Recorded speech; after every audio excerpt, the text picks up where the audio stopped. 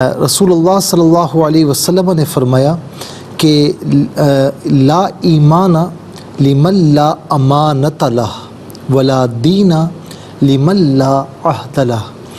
یہ صحیح ابن حبان اور حدیث نمبر 423 بلکہ صفحہ نمبر 423 ہے اور حدیث نمبر 194 ہے۔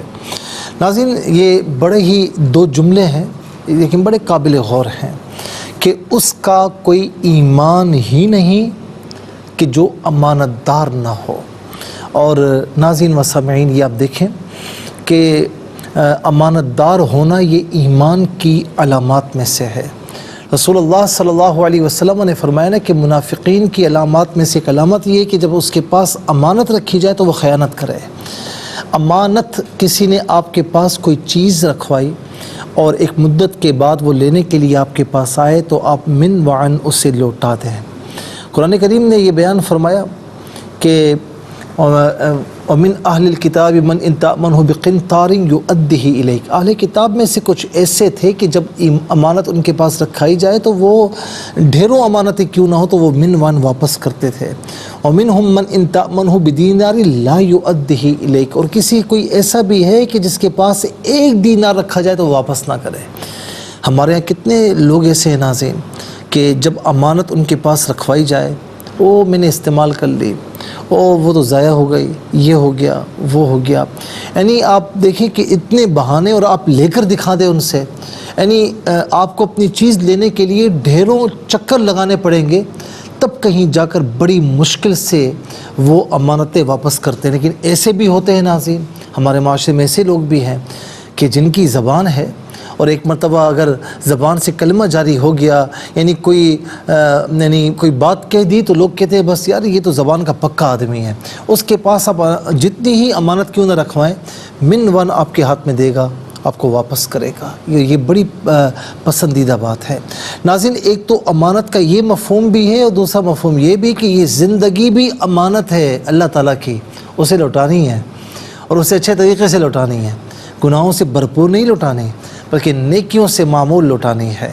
نماز، روزہ، حج، زکوٰۃ، غریبوں کی، فقیروں کی، یتیموں کی مدد کرنا، ناظرین مساجد اور اسی طریقے سے مدارس بنانا اور ویلفیئرس کے کام کرنا اور لوگوں کے ساتھ تعاون کرنا، یہ سارا ہماری زندگی میں شامل ہونا چاہیے، تبھی ہم امانت کو پورا کریں گے۔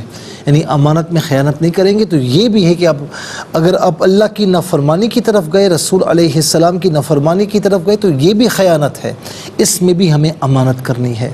تو لا ایمان لمن لا امانت لہ، اس کا ایمان نہیں کہ جس کی کوئی امانت نہ ہو۔ اور ناظرین، حضور نبی کریم علیہ السلام ابھی آپ نے اعلان نبوت نہیں فرمایا لیکن اس سے پہلے صادق و امین کے لقب سے مشہور تھے۔ ولا دین لمن لا عہد لہ، اور اس کا کوئی دین نہیں کہ جس کا کوئی وعدہ ہی نہیں ہے، وعدے کا ایفا ہی نہیں ہے۔ ہم مذاقاً کہتے ہیں نا کہ وہ وعدہ ہی کیا جو ایفا ہو، یعنی ہمارے ہاں ایک ٹرینڈ چلا ہوا ہے کہ مطلب وعدہ کرنا کوئی بات ہی نہیں ہے۔ ان العہد کان مسئولا، قرآن فرماتا ہے کہ اس وعدے کے متعلق روز قیامت تم سے پوچھا جائے گا کہ تم نے یہ وعدہ پورا کیا تھا یا نہیں کیا تھا۔ اور حضور نبی کریم صلی اللہ تعالیٰ علیہ وسلم جو وعدہ فرماتے پورا فرماتے۔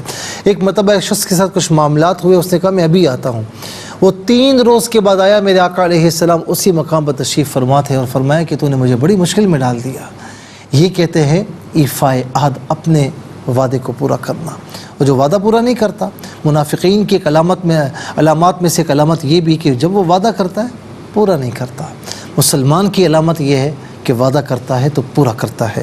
اور ناظرین، المسلم اخو المسلم لا یظلمہ ولا یخذلہ ولا یحقرہ، صحیح مسلم کی جو حدیث نمبر ہے ناظرین یہ 2554 ہے، یہ حدیث نمبر 2554 کہ جس میں فرمایا کہ مسلمان کا بھائی ہے، نہ مسلمان پر ظلم کرتا ہے، نہ اسے مدد کے وقت بے یار و مددگار چھوڑ کر رسوا کرتا ہے، نہ اسے حقیر جانتا ہے۔